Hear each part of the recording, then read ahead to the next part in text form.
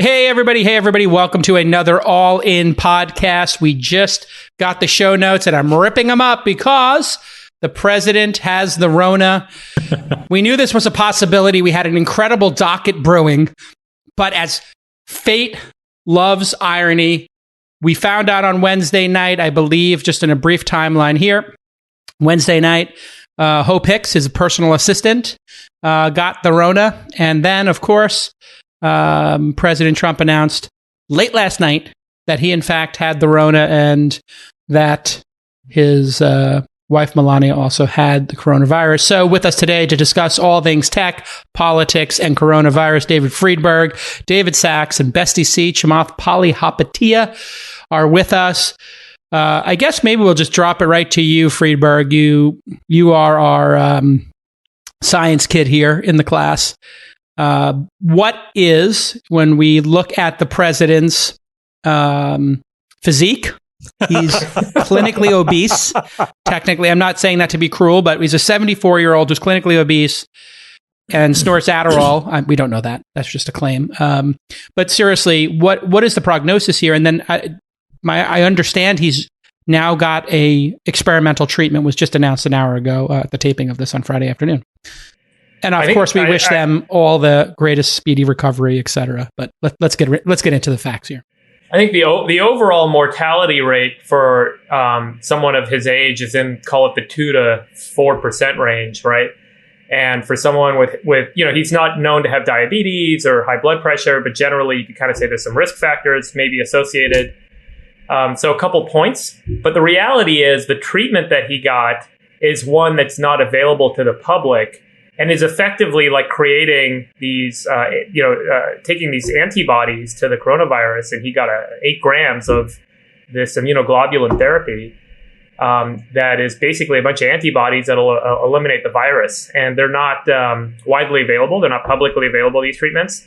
But, based on the early trials and the general experience with using synthetic and, polyclonal antibodies for infectious disease like this, it's pretty effective, and he should kind of, recover pretty quickly, I would imagine. So him dying would basically be a 2-outer. Him getting this special treatment makes it a 1-outer. If we were talking about this in poker terms, Chamath, when you look at this turn of events and you saw the news, what was your first thought?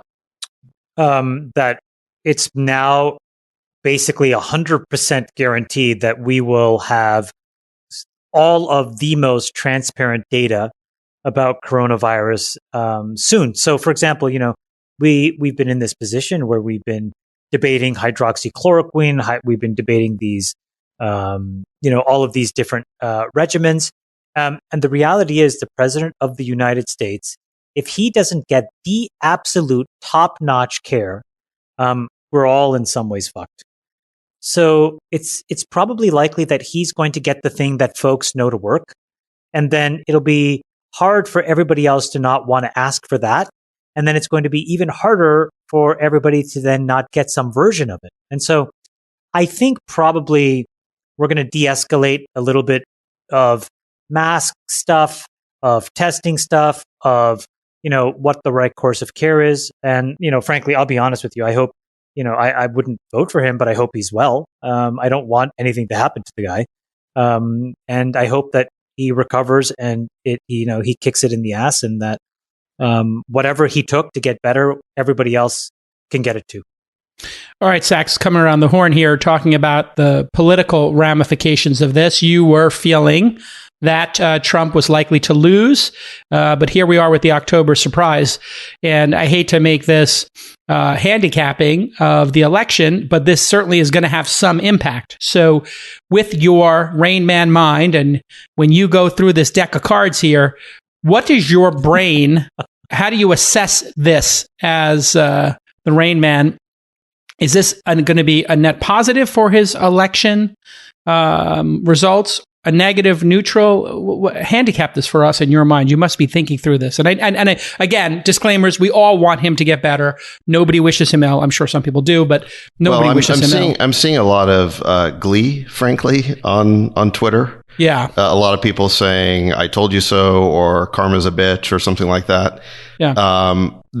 Sort of implying that Trump getting this was a moral failing, certainly a lot of people are kind of reveling in it.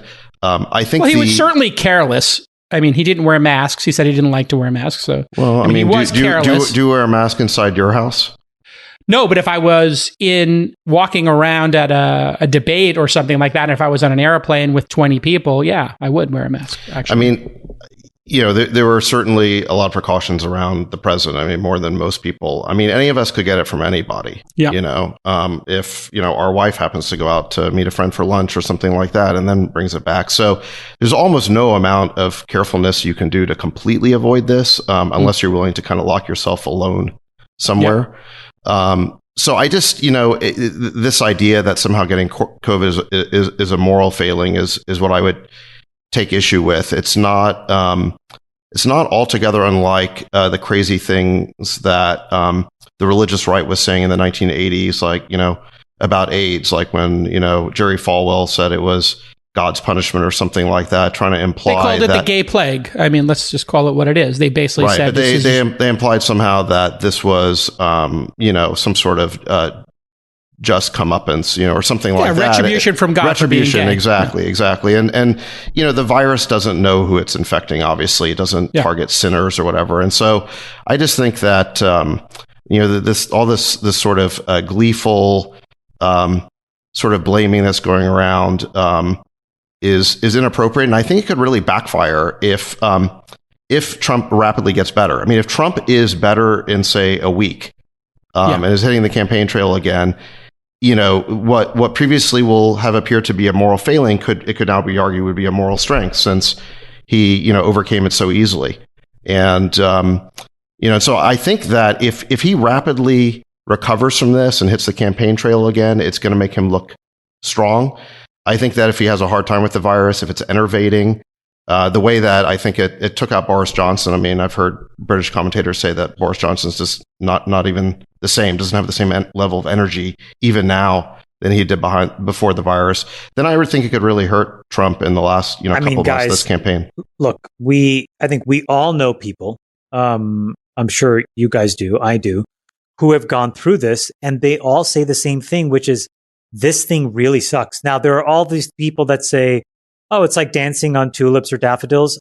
I've never encountered a single person like that. I see that maybe on Twitter or a friend of a friend, but all of my friends who've gotten it, they have really struggled through it. Some of these people are older, some of these people are younger, some of these people are healthy, some of these people are not. And consistently, they say the same thing, which is that there's a couple of days where it literally feels like your chest is being pounded inside you. You can't move. You're just in pain. And then afterwards, the aftermath is you're at, 50, 60, 70% of your lung capacity. Like it does something for a couple of weeks. I mean, Doc Sands is a friend of ours, and he was very public with his experience. He tried to avoid it as best he could. He got hit with it, and he got hit hard. And he said he felt like he was going to die. It was the worst thing he's ever experienced. I have friends that still complain 2, 3, 4 months after the fact that they're at 50, 60% of cardiovascular capacity. And, these people that I'm specifically thinking about were really healthy going into coronavirus. And so I don't know. I just think it's something none of us want. I don't think you would want to wish this on anybody. Of course not, yeah. Especially, frankly, the president of the United States as a role. And so I think folks just need to sort of like class up here and hope that we figure out that he, A, gets the best care, and then B, we all know what it is, and then C, that we can get access to it too. That's honestly, I think that's all we should be wishing. Chamath, did you see the letter they published on what he's getting? So they Go ahead and read it. Go ahead and read it, Freeberg Press. The doctor published, it was not too long ago, right, Jason? I saw it on your Twitter. It just happened like an hour ago. I tweeted it, yes. If you so he got 8 grams of polyclonal antibodies. This is the Regeneron formulation. So basically, they've isolated the antibodies that neutralize coronavirus that patients have presented in their body. And then they use recombinant DNA technology to produce those antibodies synthetically. So it's a bunch of antibody proteins. And then they turn it into an injection, into a formula that they can put in your body. And you now have effectively neutralizing antibodies. So they gave him 8 grams, which is a pretty high dose. And it goes in intravenously. You can have sometimes an allergic reaction to that, but it seems like he was fine from that because they didn't announce an allergic reaction. And then, the antibodies are now in his bloodstream and they bind to the virus. So any virus that's floating around immediately gets wiped out. It gets eliminated from the body. So theoretically, this is the way we should treat all infectious disease. That's my point. I do think that, by the way, and I've written about this, I think that is the future of infectious disease, is we're all going to get a polyclonal cocktail every year. Instead of getting a flu shot, you get a bunch of antibodies to all the new stuff that's emerging, and it wipes everything out. Think about this, David. Just think about this. There was so much raging debate that got politicized between the left, between the right, between different folks of people who believed in different things around what the right course of care was. There was no single source of truth. I'll just say this again. When you treat the president of the United States and he gets better, that is canonical single source of truth. I'm sorry, but there can be no debate after that the smartest people with the access to all of the research. I mean, let's be clear. You don't think a call went out last night before they deployed the nuclear warhead stuff to all of the R&D labs and all the big pharma companies and said, what do you got? And the answer came back at the top of the ticket was this Regeneron cocktail? Yeah, they definitely had made that call before to prep for this, but yeah, right. Totally agree.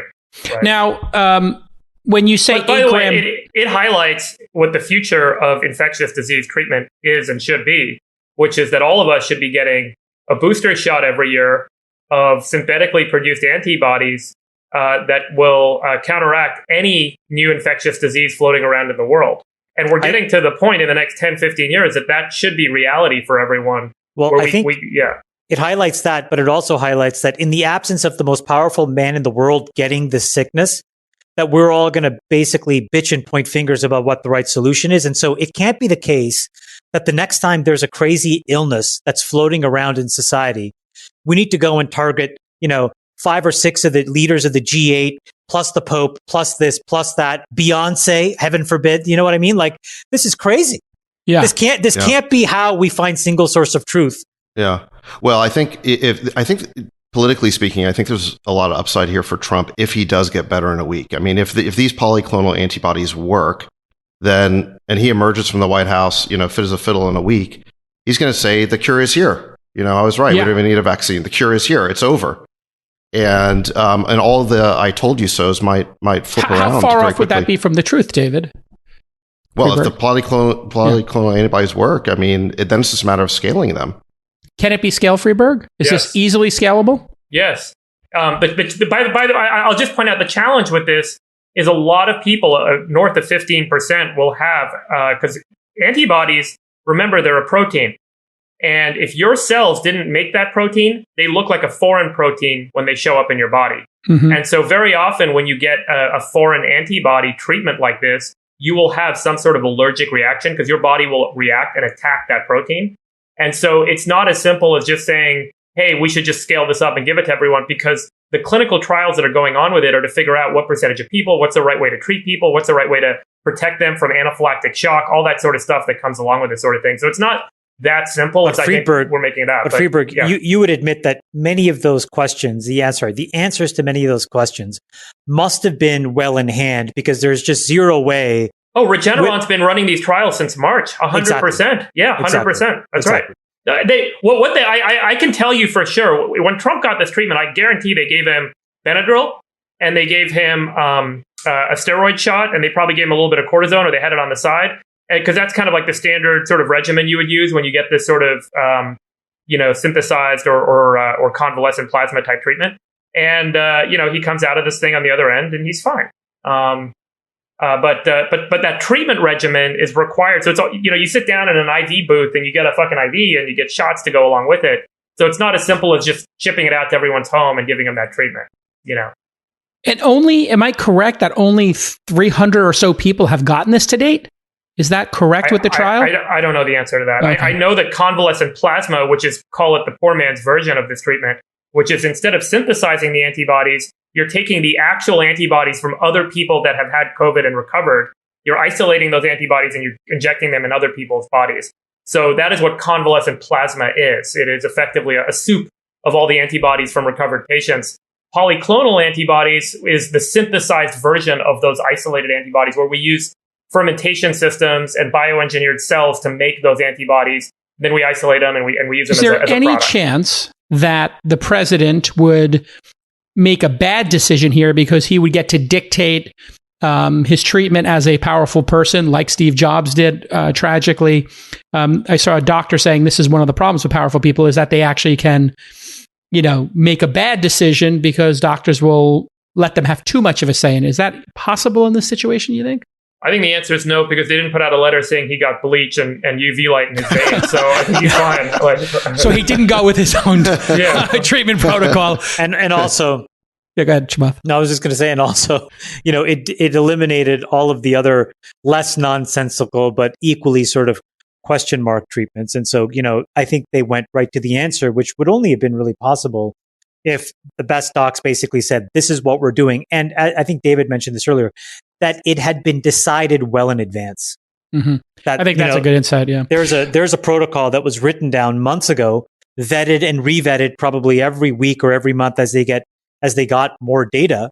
And so the minute it happened, there was nothing to talk about. And I suspect that is probably what happened, because there is no way you'd want to be, it's kind of like being a pilot. Like you follow a systematic set of rules to deal with the overwhelming majority of boundary conditions. And this seemed like a pretty obvious boundary condition you would have wanted to have a protocol for well in advance. So okay, so I want to just do one handicapping here. Sachs, I'll have you take this one off the bat, because this was the chatter on Twitter. Number one, the first two, I think, are just crazy conspiracy theorists. He got it on purpose or he's lying. Put those aside for a second. You can answer them if you want to. But the third one is, hey, what happens if he's incapacitated and cannot run, or, God forbid, he died?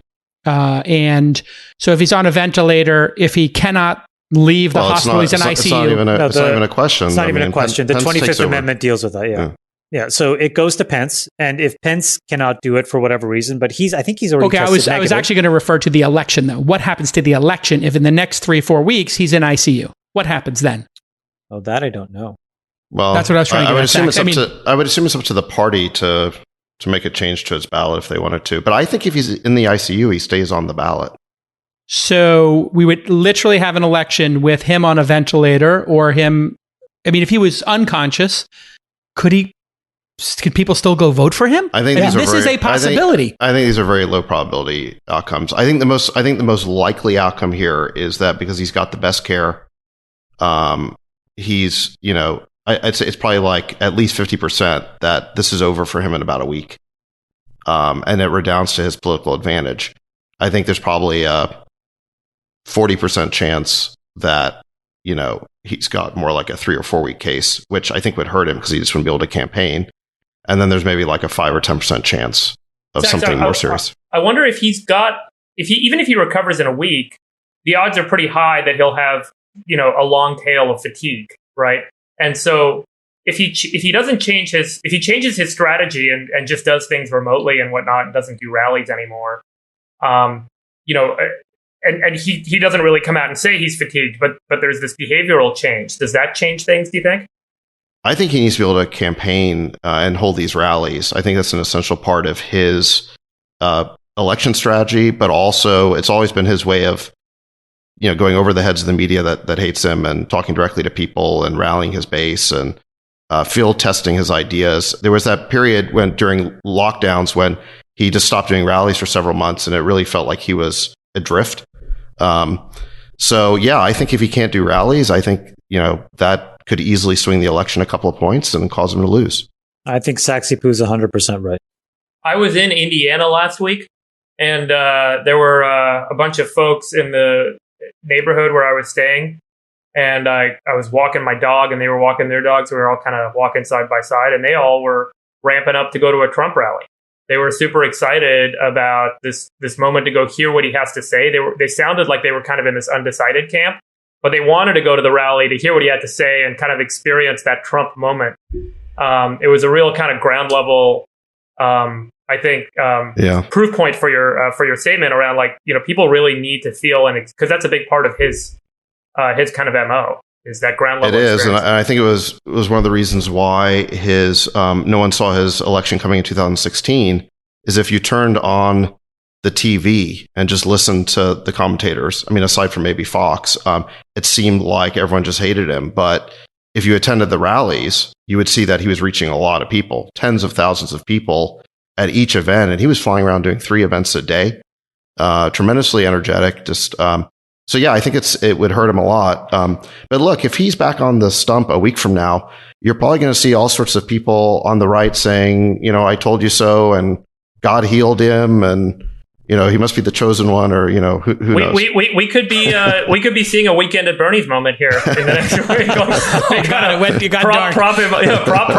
I mean, look, even if he's just tired, they'll prop him up on a big stick and hold him up in front of the crowds, and then put him back in the airplane and fly him back home. I think we'll know if he's too tired, because he gets up there and he talks for like an hour and a half. I mean, an hour and a half. He's done 2 or 3. Yeah, it's like an hour and a half is short for him. Yeah. So is it possible we could be talking about Trump having less energy than Biden in a debate, which I think is a good segue here? Are there going to be 2 more presidential debates? And what was our take on the absolutely embarrassing shit show that we saw on Tuesday night, which was supposed to be the topic today that we were going to lead off, which was the debate, which seems unimportant now. It feels like a year ago. I know. How do you expect us to comment on something that happened so long ago? It was 72 hours ago. I mean, come on, people. Oh my God. It feels like really years. 2020 is so exhausting. I think I've aged 30 years in 1 year. It's like 3 decades. That debate was just a dumpster fire. The way that I thought about it was wrong. Yeah, not true. I mean, imagine. No, I agree. It was a disaster for Trump. It was a disaster for Trump. Go ahead, Sachs. Explain, because he's your boy. Are you now not going to vote for him after that performance? Just to clarify for the audience, I'm not pro Trump. I'm just anti. Just voting for him. I'm anti hysteria. I always support the side that seems least hysterical to me at any given time. Did you vote for Trump last election? Yes or no? Or would you be comfortable even saying that? I think you'd be surprised if I told you who I voted for. Really? But okay, so on to the debate. I think both Biden and Trump both had a trap to avoid. I think Biden's trap was appearing senile. I think Trump's trap was appearing unhinged. I would say that Biden avoided his trap and Trump did not. By constantly attacking Biden, interrupting him. It was counterproductive. I mean, what you want to do with Biden is let the man talk. He's a gaffe machine. Let him talk, let him say things that will get him in trouble. Instead, by constantly interrupting him, Trump kind of let him off the hook. And so now look, I mean, both of their bases, it's like a sporting event. They're just going to root for the side they already came to support. But I don't think Trump helped himself with the few percent of independents who are still out there, looking to make a decision. I think you're totally right. It was really surprising, because if he had just left him to his own devices, you would have let it play out. But I thought Biden, to be honest, there were some moments he was fabulous. So I thought he was excellent on race. I thought he was incredible in the moment that he basically stood up to Trump about his son, Hunter, and he looks in the camera and he basically says, look, I love my son. My son's had troubles and I support. I mean, amazing. And so like in those moments, it's so hard to not see that guy as presidential. And meaning like it's easy for Democrats or people that are voting for him like me, but I think if you were a Republican, you got to look at that guy and say, man, that is a decent dude. Yeah. I think Biden helped himself a lot. He helped himself a lot. He did in certain key moments, he did fabulously well. And in other moments where there were traps, he actually got bailed out because Trump kept interrupting. And Joe was smart enough to stop talking so that it amplified the sense that Trump was interrupting him. Trump to me seemed pathetic and scared. That was he's scared of losing. He felt like a bully who had been laughed at by the whole class. Like nobody takes him seriously. Like the moderator, what's his name? Chris Wallace. Chris Wallace. The moderator was kind of like, what are you doing, sir? Please. I think Chris Wallace, I mean, I know people were critical of him, but Chris Wallace is like, sir, please, just trying to appeal to basic decency, and Trump just not getting it made Trump look so bad. It just, I think, confirmed with people say the demographic he has to win is white women in a lot of these swing states. I mean, I don't think women want to vote. I'm not going to speak for all women here, but my understanding is women don't like guys like that who interrupt constantly and who are belligerent and badgering, and they kind of like a great dad who defended, to your point, Chamath, his son and said, "Hey, listen, my son's got problems. My other son died. He's a war hero." I really think, and we talked about this a little bit before, but the surface area in terms of policy between the Republicans and the Democrats now are virtually non-existent. So look, if you unpack foreign policy, they both hate Russia, they both hate China, they both need India, and the Middle East is irrelevant because we're moving to a carbon neutral alternative energy world. They also don't need Russia, as an example. So all of this stuff that used to matter before, in so much of the foreign policy that dictated how Americans would fight wars, spend money, incite democracy, protect certain leaders, it's all out the window, and they both think about it the same way because the surface area is so similar. That's number one. What about the economy? Because it does seem that they're pretty similar too. So number two, economically, they're so similar because they both want to spend trillions of dollars just under a different label. One is sort of under a Green New Deal and the other is called an infrastructure bill or whatever it is. And then number three, they will both have the same Federal Reserve that is tied to the hip of Treasury, who is already committed to be trillions of dollars a year in hock, backing up all the debt that basically exists. And so if you put all these things together, it's a popularity contest. And this is why I think Joe Biden has an advantage, because in a popularity contest where you're just picking the figure that you would, either have a beer with or feel the most comfortable with, there's an element of this which is just a decent human being. It's easier for Biden to get that across than it is for Trump. And when Trump behaves that way, it just violates some simple rules of decency. Like there were in the debate against Hillary Clinton, he didn't act this way. And he was more, it was like watching like a show, like you were kind of like tuning in to see what the theatrics would be. Or in the debates in the primaries in 2016 against the Republicans, it was theatrical. Here, it was just kind of not. It was pretty sad. Sachs, in that way, Sachs, you think the Democrats put up the right candidate? Because if you did put up Elizabeth Warren, if you did put up a Bernie Sanders, or God forbid, both of them at the same time, it would be a very stark contrast. You would have the socialist ticket that wants to, ban the billionaires and stop capitalism and kneecap it and spend a bunch of money on redistribution of wealth. And here, Biden doesn't. He's never said redistribution of wealth. He's never said ban the billionaires. He's pro-capitalism. Feels like a safer bet to the majority of Americans. Did the Democrats actually do a good job putting Biden up there? I think so.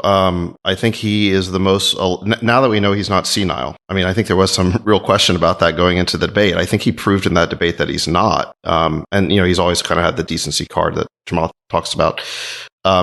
Now that we know he's not senile, I think he is the Democrats' most electable candidate because he is more centrist than certainly an Elizabeth Warren or some of the other candidates that you mentioned. Elizabeth Warren would have moved the election to be about substance, and in many ways strategically. No, but think about this: if you basically converge on roughly the same strategy with different labels, you make the election one of style. And there are a lot of people who really want decency back in the presidency, more so than they want anything else, because they already come into the election with a level of skepticism that policy, A, won't change that fast, and B, to the extent it changes, doesn't affect them. And so, for years we've been electing people we like. And this is probably the most extreme test of that idea. I think there was if you think about that debate, you could probably simplify it down into the audience being part of three camps. They either know who they're voting for, Trump, they know who they're voting for, Biden, and then some folks who are kind of maybe they're changeable. And for the folks that are changeable, there's a diversity of objectives, right? There are some folks who care about the decency, some folks who care about policy, but at the end of the day, I think you go into this debate with an expectation of Trump and an expectation of Biden. And I would say that Trump was flat to down relative to expectation, and Biden was flat to up. And so that's where I would kind of give the ticker to Biden. Jen, sorry, I don't want to interrupt, but I just want to read you this headline. President Trump will be admitted to Walter Reed Medical Center on Friday for a few days. Yeah, I read that. And well, hold on a second. That is groundbreaking. Well, his doctor said it's because they're out of an abundance of caution. They just want to have him in a place where he can be treated if and as he needs it. That maybe you buy that a cover story. I think that if you're buy that. I think he's in trouble. I agree with Jason. It is very strange. When you get a treatment, when you get a treatment like he got today, 8 grams of immunoglobulin therapy like that, it sucks. I've had this treatment. I've had immunoglobulin therapy before, and you get knocked out. You're on all these steroids. You're on all this anti-allergy stuff. You are a mess for a day or two. And, you want to get like IVs and stuff that they give you all sorts of stuff to go with it. I got to imagine that after getting that therapy, he's going to need to be in some degree of care. And I would imagine it's probably better to just do that around doctors and with all the equipment than try and, kind of bring everything into the White House. So I don't read it as negatively, right. But well, I mean, do you think it could be like an anaphylactic, shock? He might be having some reaction. Yeah, totally. Like I said, a large percentage of people that get these antibody therapies have some sort of allergic response. It's all the way from anaphylactic to, hey, I'm having my throat's closing. Hey, I'm getting flushed. I'm getting a fever. There's all sorts of ways that this can kind of present. So the world is changing so fast that we can't even complete a podcast without it being obsolete. Can I tell you one other thing? What did you guys think about the fact this is a little morbid, so we can choose not to talk about it, but the stock market basically did nothing today on the news that the most important person in the free world, theoretically.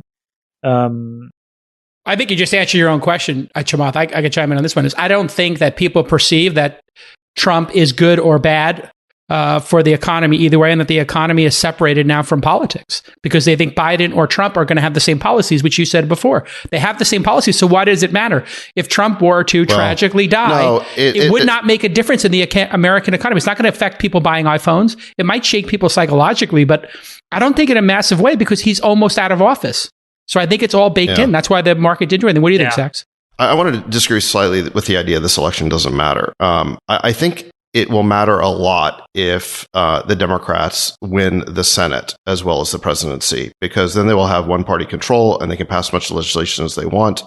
And I think a lot of things will get signed. And I think the Biden presidency could be very consequential, at least for 2 years, while all this legislation is passed, even if he's not out in front saying very much. I mean, the significance will be in the pen to sign the legislation. If the Republicans hold on to the Senate, but Biden wins the presidency, I agree with you that it's not going to be a tremendously consequential election because we'll have gridlock and divided government again. And so I think a lot hinges on whether Biden wins with or without the Senate. I don't disagree with you. The only thing that I will say is that I think that Biden will drag the country, especially if it's a up and down Democratic ticket, back to the 80s and 90s, more to the sort of the George Baker school of diplomacy and governance. And I think that I don't know him to know this, but I think that if he really were to have a legacy, I would suspect that part of, again, because he's mentioned that, why did he run? He said the pivotal moment was like Charlottesville and Trump's reaction to Charlottesville. I think Biden is really moored by this concept of decency. And I think that if he were there and he thought to himself, I'm going to be here for 4 years because that's the right, responsible thing to do, but no more. I don't think that you're going to see a bunch of crazy legislation pass. I think Biden's going to say, guys, this is what I expect to do. By the way, I think I would bet on that because of what he said at the beginning of the debate. He's like, I am the Democratic Party. I don't know if you guys remember that.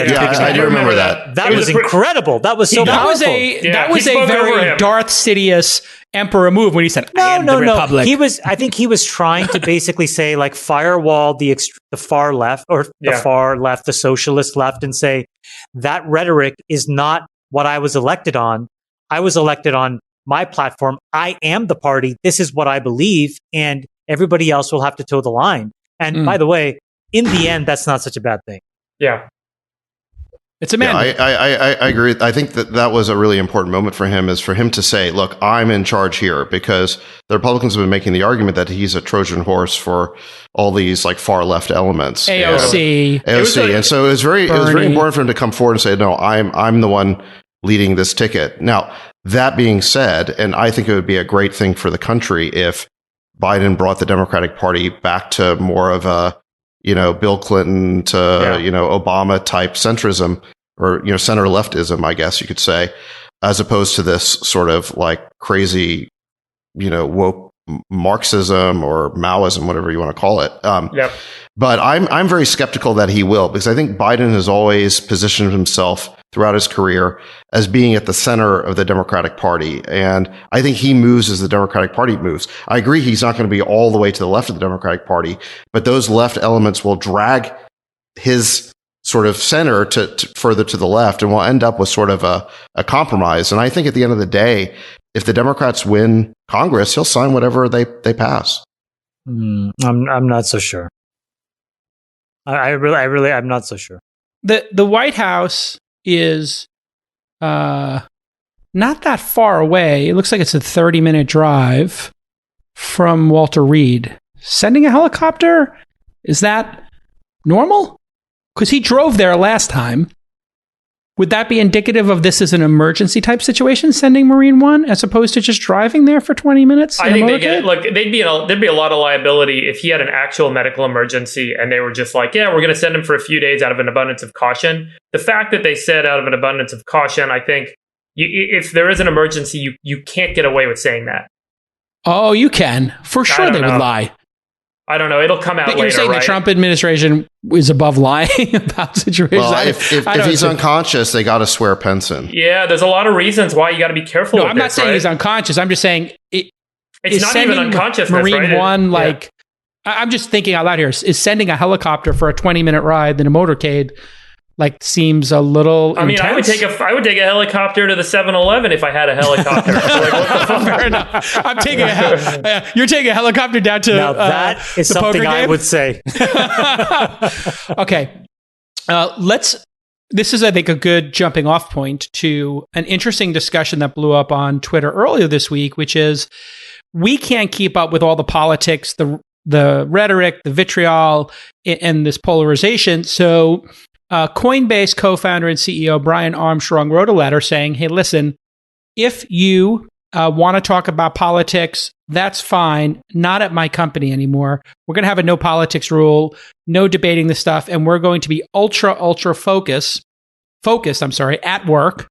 And you can check your politics at the door. When you read this, Sachs, you've come out in support of Brian Armstrong. Mm-hmm. What was your take on his position about leave your politics at the door when you get to work? And right. Then we'll I think what Brian. So I did compliment it. His manifesto, and I think. Are you an investor? I am. I'm a small investor in Coinbase, and I'm friendly with Brian, and so I certainly like the idea of defending him against unfair attacks, but I also genuinely like the manifesto. And I think, his argument kind of boils down to three components. I think number one, that having these debates on every issue, whatever the issue du jour is, pulls the company's focus away from its core mission, which he really emphasized. And, that mission is challenging enough in its own right.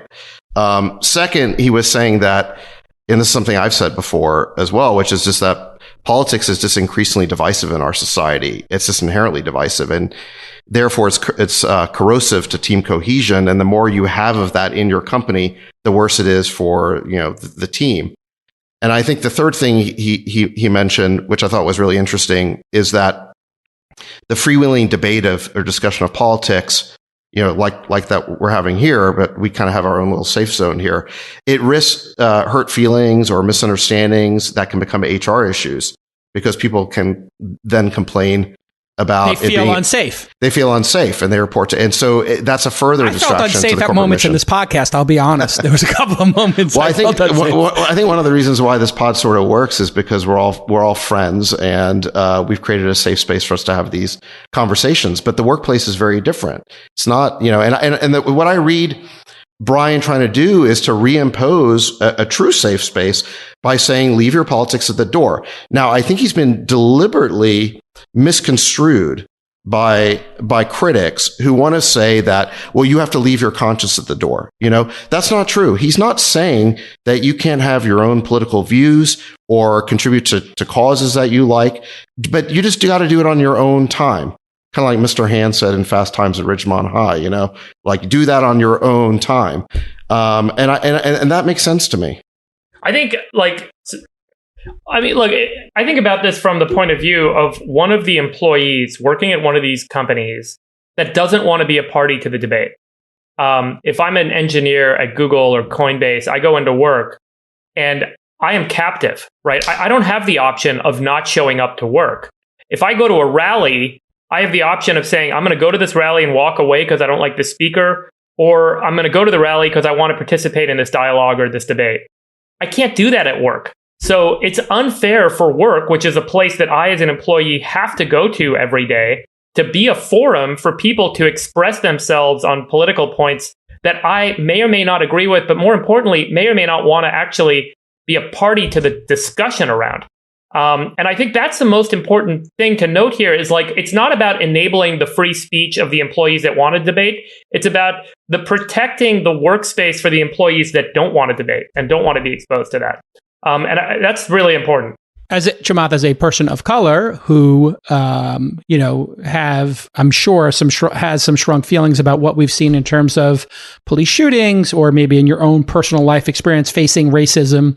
Again, as a person of color, what are your thoughts on the workplace? Is it possible for you to leave that at the door? That was the criticism I think I saw from the, people who were supportive of BLM. And they said the background here was they were trying to get Brian to explicitly say Black Lives Matter and to, have the company rally behind that. And that he didn't want to have that be part of the work environment, and that he was offering people 4 to 6 months severance if they would leave, if they don't like the new rules. So what are your thoughts? I think that this whole thing became a quagmire unnecessarily. I think that he showed a lot of naivety and frankly, a little bit of stupidity, really. It was really poorly written. And that's why it's been so misunderstood and misconstrued. In my opinion, I think a lot of what he had to say was valid, but when it was so poorly presented and, the essay was like 8 minutes and it was rambling and the mission was like, 97% down on the, it's just like, it was a convoluted fucking mess. So if I had to do it again, if I were him, or if I was his advisor and he had asked me, to proofread the essay, what I would have said is more of the following, which is our mission, which is, I think to create financial liberty or something like that. You guys can find out what it is for the whole world, is unbelievably important. We will talk about every issue through the lens of achieving our mission, and we will be disciplined about saying which things matter and which things don't. So, for example, if somebody says, listen, I really believe in spaying and neutering dogs, the right answer shouldn't be, hey, shut the fuck up. It says, okay, how does that allow us to maximize our users? How does that allow us to achieve our mission? Why does it allow us to achieve our mission? And if you ask the question, why, 4 or 5 times in a very first principles way, you'll get to the answer. So I would have rather said, we are going to train people how to understand what builds up to our mission and what is otherwise something that you should leave at home. And in that context, there are a lot of things actually that are political that need to be brought, especially into a company like Coinbase, which is working in crypto, which is all about eliminating the financial barriers of people that don't have access to it. Like you are trying to dismantle an extremely exclusionary part of the economy. And so there are potentially many movements that matter. And those movements in countries in which you will want to gain users may look like political movements. Well, and that was Jack Dorsey's point. He So I just think it was kind of a too superficial. It was very Silicon Valley-esque reaction. It was emotional. It was a little insecure. And it to me, it missed the mark because there was a lot of validity in what he was saying, but presented in a lens of, Silicon Valley bullshit. And it was not well thought through. So if he had rewritten it and he had said 99% of what he said, but through the lens of why we're going to think about a first principles way of defining how everything ladders into the mission, he will train his employees. Instead, what he created was a schism and a decision point. And I'm not sure that that's how you maximize value in 2020 as a CEO, because at the end of the day, you have to deal with an entire population cohort that are in their 20s, early 30s, teenagers that will eventually want to work for you. And whether we like it or not, they're different. And one of the things you need to do if you're going to run an enormous company is understand the psychology of your employees, understand the psychology of how movements and decisions are organized, and then play to win. And it's no different than anybody else. If you want to be in the job, to be the starting point guard for the Warriors, you got to know how to fucking pass the ball. And if you're going to be the power forward, you have to know how to do a certain set of things that are different than that. And so I would sort of have framed it there because I think there was a lot of goodness in what he said, but presented in a pretty shitty manner. I think it's good he brought up the topic. I do think there's a tactical issue here, and he could have laid out the ground rules for, I think, to your point, Chamath, of how we should talk about politics at work and what are the ground rules. I think the number one issue here, which people don't talk about, is that Slack and email and forums inside of companies have created a massive distraction. And when somebody goes into the random channel, which is built into Slack, and I know this is in the weeds, but I have seen this happen at multiple companies now. Slack infects a company. Somebody creates a room about a topic, whether it's Trump or police violence or immigration, whatever it is. And then people want to sound off on that. And now you've got an electronic forum where people are talking about highly charged issues that makes people feel unsafe. And so what I told my companies was, the two companies I run, you could talk about politics. If you want to go for a walk with somebody and have coffee or lunch and you want to have a 2-hour discussion about it, go for it. Please do not put this in electronic form because it's a massive distraction.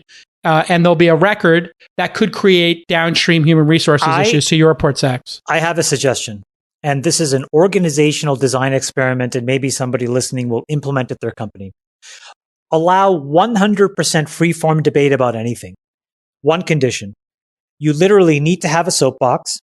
And like in the 1880s Hyde Park in London, you put the soapbox someplace in a safe space where you can go and you can talk, and people who want to listen will listen, and people who need to work can work, and people who don't want to listen don't have to be forced to listen.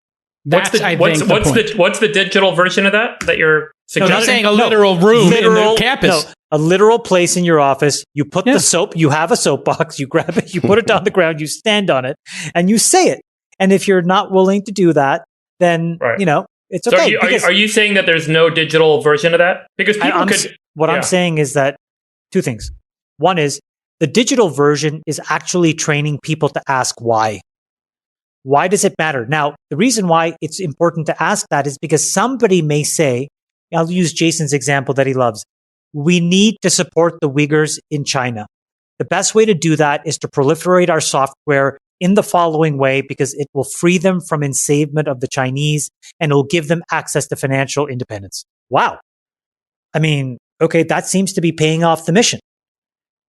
So you got to give freedom for people to come up with these ideas, because the first version of this idea may not actually be what the final version is, and the final version may be the killer feature. So on the digital forum, in the Slacks, it should be why.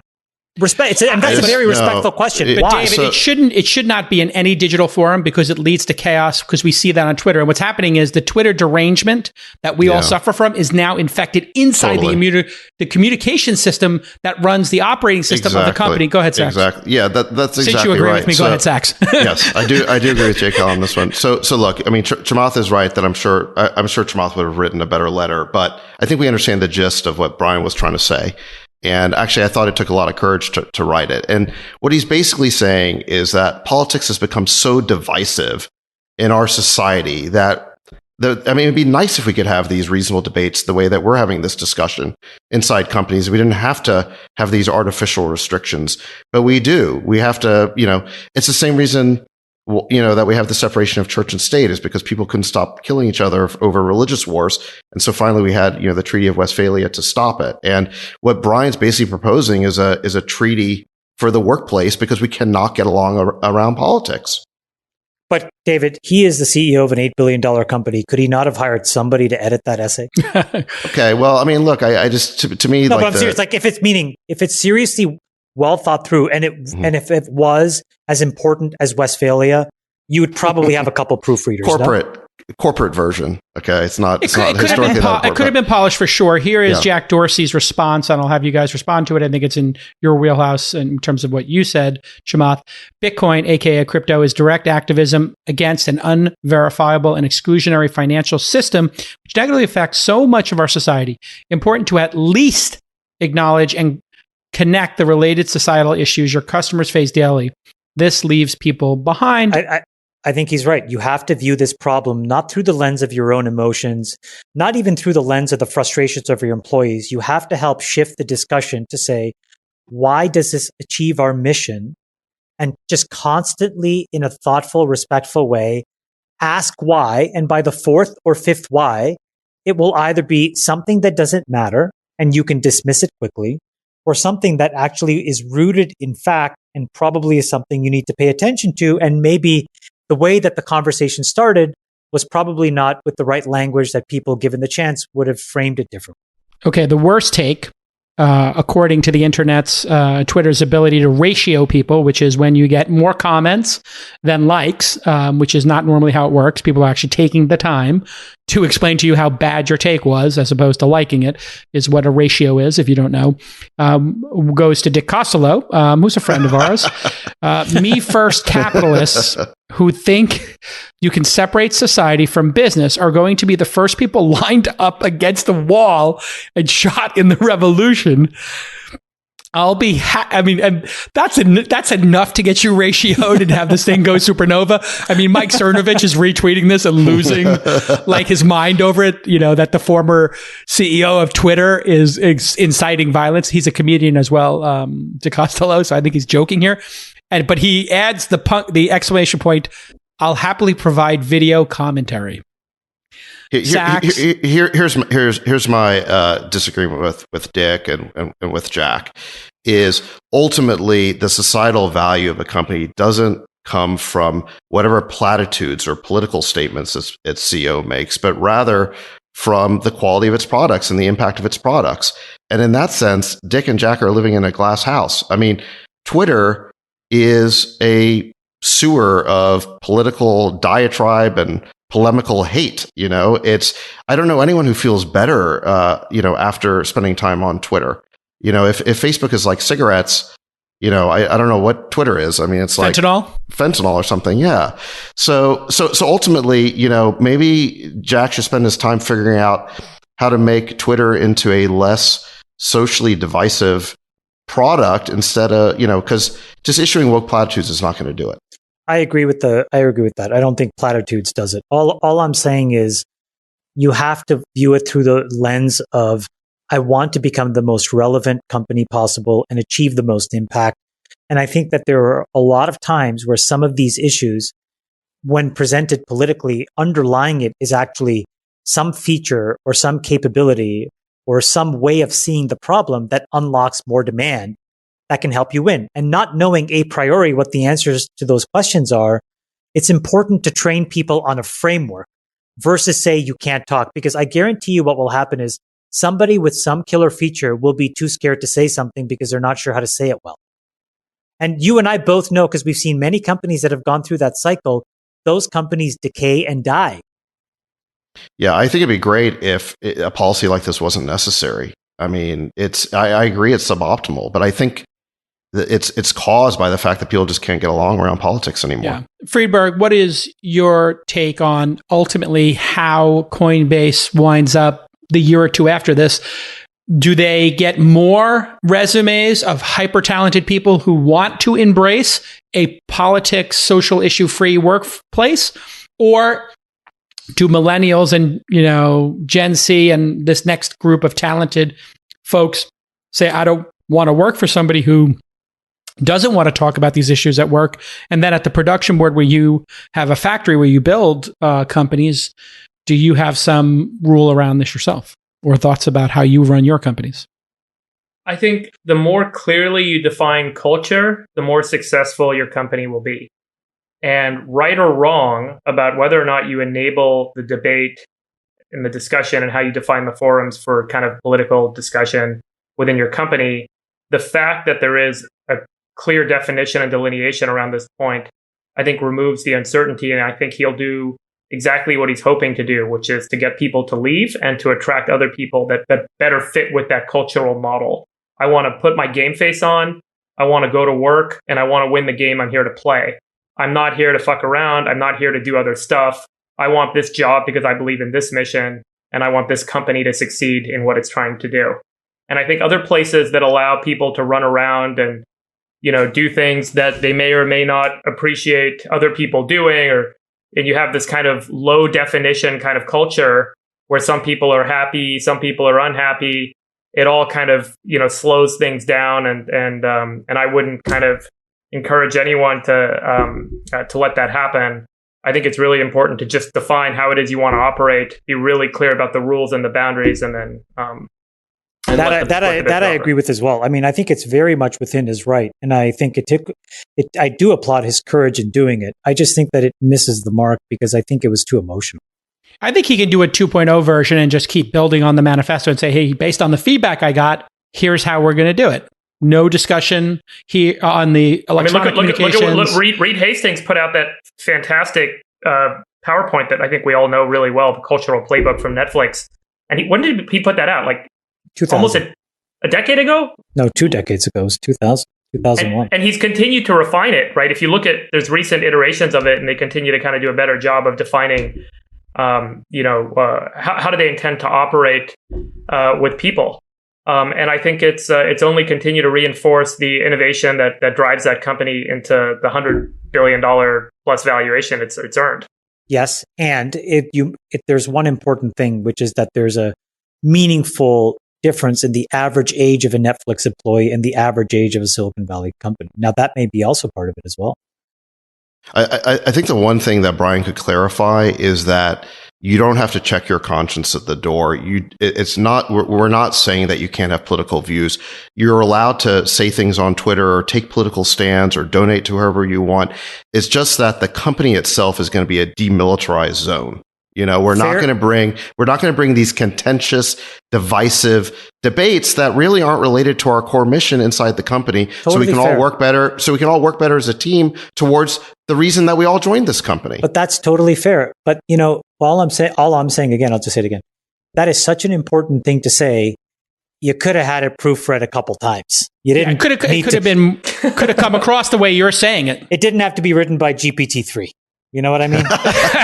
But also, I think that it was the dunk he did afterwards where he's like, and by the way, if you don't like it, here's 4 months severance, get the fuck out. That was a pretty aggressive move as well. I don't know how you guys felt. I kind of like the gangster nature of it. I think it's great. It's like if I'm on the team and I believe in what he just said, I feel great that he's fleshing the shit out. And if I don't agree with it, it's like, fuck yeah, I'll take it. It's really clear. Right. And I think the clear-cut definition of culture is what every company needs to kind of pursue. And it's an ongoing pursuit, and you can always do a better job with it. And culture is what you choose not to do as much as it is what you do. Like, you're not going to talk about politics. I think Friedberg is totally right. It takes a lot of courage to say, here's what I believe.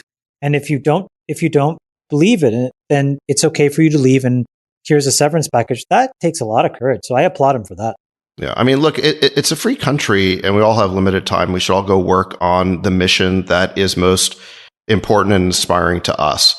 And Coinbase has a very specific mission that Brian's defining. And he's trying to define it clearly. And if that mission is important and inspiring to you, then go work there. And if it's not, then go work at the place that, where the mission does inspire you.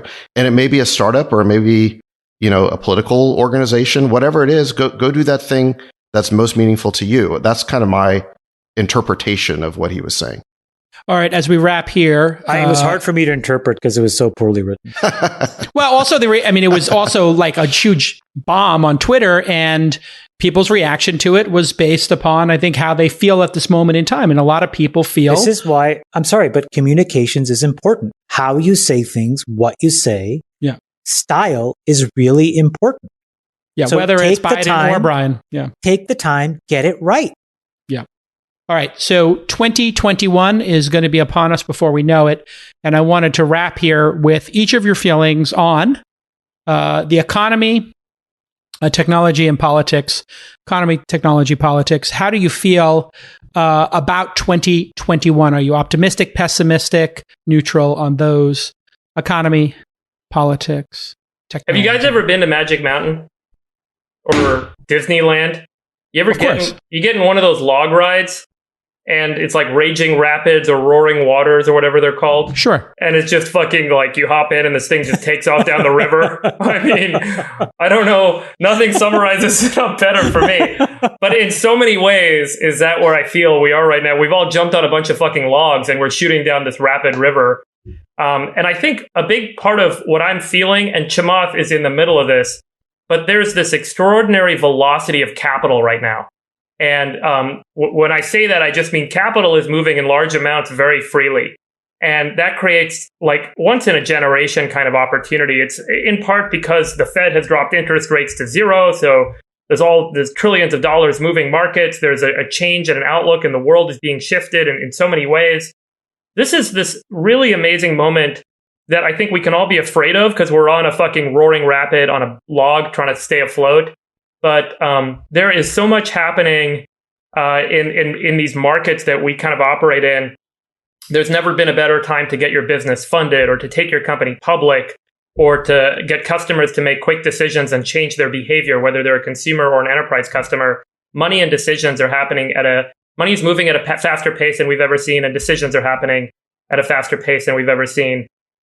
That's my general sentiment. I don't think it stops going into 2021. There's just another kind of floodgate about to open with this election, one way or the other.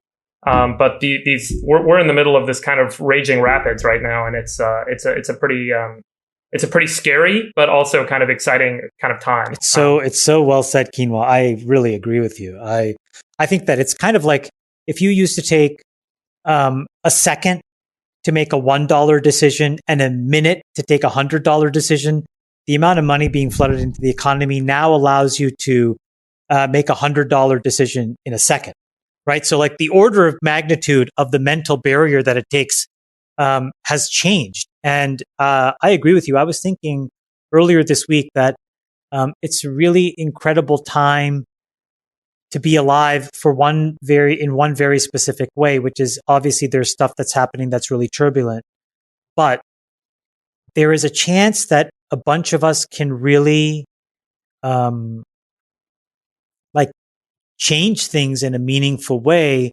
And I find it exciting. So I'm generally I'm super bullish on the economy. I'm super bullish on tech. And I think I'm actually kind of like reasonably optimistic about politics. I think that we're going to find our civility soon. And I don't know why that's going to happen or how it's going to get triggered. But I think honestly, like the election of Biden, will go such a long way to just, just showing what is rewarded, and then to figure out how to reward the folks that were supporting Trump in the first place for purposes of economic, pushback. Could be a nice de-escalation, in fact, and maybe an olive branch if Biden can bring that Republican Party into the conversation. Yeah, and Sachs had this really beautiful thing that he posted on Twitter, which was like, a lot of San Francisco's dysfunction is really going to spread wealth throughout the rest of the country, because a lot of cities that were shut out of all these tech gains will now see it. And now you can imagine all kinds of people. There's a guy that I, follow on Twitter. He lives in Bowie, Maryland. He's an engineer at VMware, this black guy. And he was just talking about how he got promoted and he's now a principal engineer. And, and I just thought like, this is really fucking cool. Like there's going to be all this redistribution of opportunity all around the country. And that'll happen because of coronavirus, because of people's frustration with California, because, of a handful of us, how fed up we've gotten with the culture of Silicon Valley, including, by the way, what Brian Armstrong wrote, which again, still very important. And so we'll all be better off for that. So I don't know. I'm pretty optimistic. Sachs, tech, economy, politics, 2021. Well, I'm super bullish about about the entrepreneurial energy in the American economy. It's 100 times greater than when we started out our careers in this business, 20 years ago, in terms of the number of companies that get funded, the ideas, the tools that are available, the funding. I mean, when you think about it, this might be the first time in human history where money is chasing throwing money at the ideas. I mean, throughout history, until I'd say the last 10, 20 years ago, the people who had no money but had great ideas always had to go hat in hand to go find the capital. And now it's completely the other way around. There's so many VCs, and they're all racing around trying to find the people with ideas. And it was worse than that, Sachs. They had to go give their ideas to a big company and take a salary. Right. Like, so Tesla, Nikola Tesla, the original inventor, didn't profit at all from his ideas, And so that was pretty common. And so just how entrepreneurial the U.S. economy has become. The new economy is completely taken over, and I'm bullish on that. I think the tweet that Chamath was referencing, I said that San Francisco's loss is going to be America's gain, the rest of America's gain, because middle America was really left out of the new economy. It's just not where it was taking place. And so, globalization really gutted industrial America, agricultural America. They didn't get to participate in the enormous wealth creation of the last 2 or 3 decades. And I think, I guess, because of what San Francisco has done in terms of driving out companies, I think the companies are going to be, tech companies are going to be all over the US now. Yeah, totally. It's fucking awesome. Should be super interesting. And so let's just lay the odds as we wrap here on Biden winning. Biden 65-35, approaching 70-30. Okay. Davids, you got a handicap for me on Biden winning? What do you think, Sachs? Well, I mean, the betting line is like somewhere in the 60 to 70% range, and so you'd have to say that the betting markets are probably pretty accurate. I guess probably there's a 70% chance of him winning. If I had to bet on that line, I'd probably take the 30% underdog, because I think, there's always, things are in so much turmoil right now that anything could still happen. So you think there's a chance that Trump could win? Yeah, and it's probably bigger than 30%. It's probably bigger, slightly bigger than what the betting markets are giving him credit for. Friedberg, what are your thoughts? Probably right. Yeah, I don't have anything to add to that. All right. Any speculation that we want to end with, Chamath? On the, I just noticed that Emil from Uber is doing a SPAC. Mark Pincus is doing a SPAC. Everybody's doing SPACs now. Any speculation on what we're going to see in that market? Nope. God bless them. And I love you all, besties. All right, besties. Back to the grind. Back to the grind. Right, we'll see you next time. You know what to do. Share this podcast with your friends. If you'd like to advertise on the All In podcast, you can't. And so if the best you can do is write a review or clip it. And we'll see you all next time on the All In podcast. Bye-bye.